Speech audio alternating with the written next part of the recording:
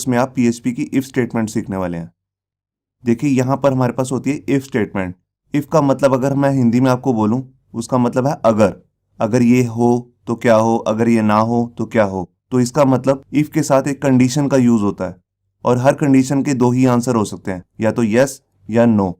अगर कंडीशन का आंसर आया है ट्रू, मतलब कि कंडीशन होगी है ठीक, तो हमारी स्टेटमेंट प्रिंट हो जाएगी। और अगर हमारी कंडीशन होगी है फॉल्स, तो हमारी स्टेटमेंट प्रिंट नहीं होगी, वो आउट हो जाएगी। आउट कहाँ से होगी? इफ स्टेटमेंट से।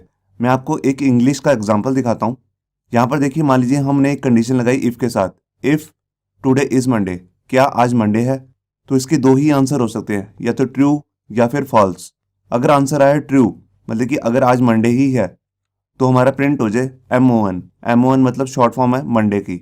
और अगर आंसर आया फॉल्स, तो हमारी ये स्टेटमेंट प्रिंट नहीं होगी, वो इफ स्टेटमेंट से आउट हो जाएगा। तो आइए अब देखते हैं PHP के अंदर इफ स्टेटमेंट को लिखने के लिए क्या खास तरीका है। ये देखिए, यहाँ पर हमारे पास है इफ स्टेटमेंट का सिंटैक्स। अगर हम इफ कंडीशन लगाना चाहते हैं तो उसके लिए हम सबसे पहले लिखेंगे इफ, उसके बाद हम एक राउंड ब्रेसेस के अंदर कंडीशन देंगे और उसके बाद हम यहाँ पे लगा देंगे करली ब्रेसेस। जैसे ही हमारी ये कंडीशन ट्रू हो जाएगी, तो इस करली ब्रेसेस के अंदर जो भी हमने स्टेटमेंट लिखी होगी वो प्रिंट हो जाएगी। तो इसका मतलब जब तक ये कंडीशन ट्रू नहीं होगी, तो हम अंदर आने वाली जितनी भी स्टेटमेंट्स हैं वो प्रिंट नहीं होंगी। मैं आपको एक एग्जांपल भी दिखाता हूँ PHP कोड का। यहाँ देखिए, हमारे पास एक वेरिएबल है 15 और मैं इसके साथ इफ कंडीशन को यूज करता हूँ। देखिए, मैंने यहाँ पर एक कंडीशन बनाई है।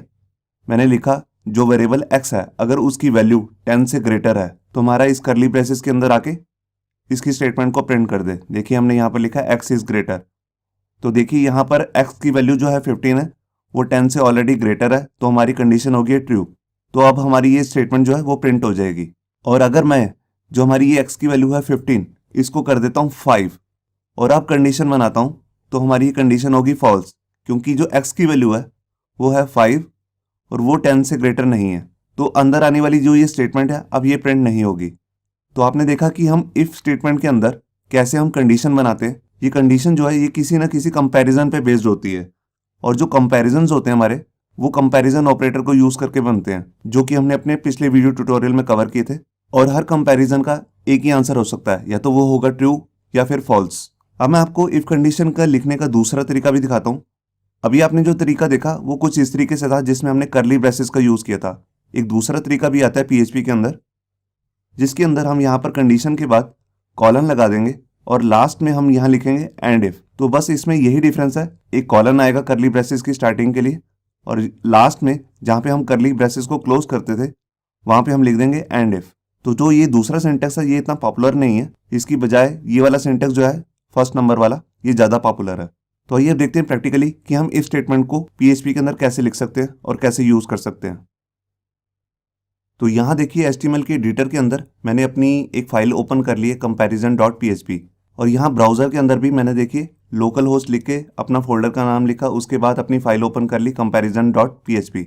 अब यहाँ पर आकर मैं सबसे पहले दो वेरिएबल्स बना लेता हूँ। देखिए, मैंने एक वेरिएबल बनाया और उसके अंदर वैल्यू स्टोर कर दी 3, और इसके बाद मैं एक दूसरा वेरिएबल बना लेता हूँ b, और इसके अंदर मैंने वैल्यू स्टोर कर दी 10। अब मैं इन दोनों वेरिएबल के बेस पे ही एक कंडीशन बना लेता हूँ इफ की।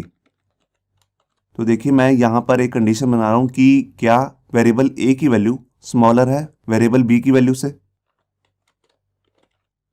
ये देखिए, मेरी कंडीशन बन चुकी है। इसके बाद मैंने करली ब्रेसेस स्टार्ट की और एंड किया। अब इसके अंदर आकर मैं एक या मल्टीपल कोई भी स्टेटमेंट यहाँ डालना चाहता हूँ वो डाल सकता हूँ। तो देखिए, मैं यहाँ पर इको कर लेता हूँ एक मैसेज a इज स्मॉलर। ये देखिए, मैंने फाइल को सेव किया। तो देखिए, हमारी जो कंडीशन है वो ट्रू हो चुकी है, क्योंकि 3 10 से स्मॉलर है, यहाँ पे आपको दिख रहा है। तो इसके अंदर हमारी स्टेटमेंट प्रिंट होगी a इज स्मॉलर।